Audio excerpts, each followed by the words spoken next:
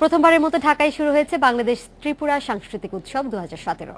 বৃহস্পতিবার শিল্পকলা একাডেমিতে 3 দিনের এই উৎসব উদ্বোধন করেন অর্থমন্ত্রী। সীমান্তের দুই পারের জনগণের মধ্যে সাংস্কৃতিক মেলবন্ধন দৃঢ় করাই লক্ষ্য বলছেন আয়োজকরা।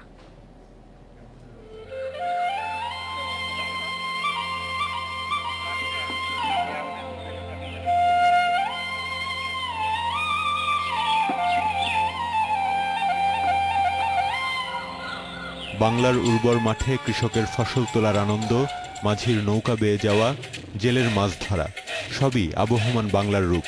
নৃত্যের ছন্দে সেই চিত্রই তুলে ধরেন দেশের শিল্পীরা।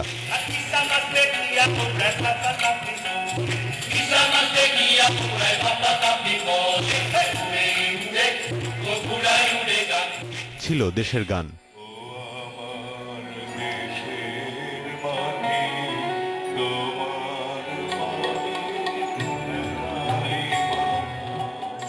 উৎসবের প্রথম দিন ছিল ত্রিপুরার শিল্পীদের পরিবেশনাও।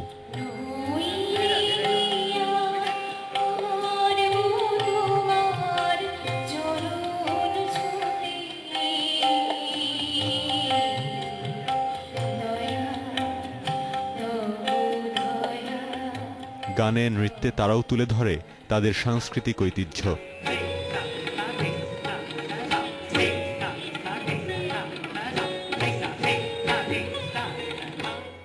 3 দিনের এই উৎসবে অংশ নিতে ত্রিপুরা থেকে 60 সদস্যের দল এসেছে ঢাকায়।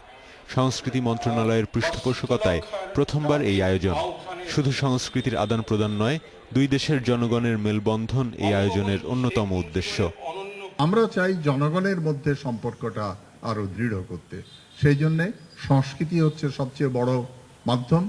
আমরা চাই যে সাংস্কৃতিক আদান প্রদানের মধ্য দিয়ে বেসরকারি পর্যায়ে আমরা সেই বন্ধনটাকে সুদৃঢ় করব। বাংলাদেশের স্বাধীনতার 45তম বার্ষিকীতে আমরা এসেছি।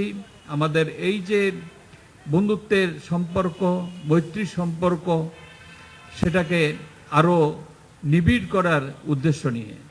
সাংস্কৃতিক আয়োজনের পাশাপাশি ত্রিপুরা ও বাংলাদেশের শিল্পীদের চিত্র প্রদর্শনীও ছিল অন্যতম আকর্ষণ। 21 জানুয়ারি পর্যন্ত চিত্রশালা, জাতীয় নাট্যশালায় চলবে এই আয়োজন।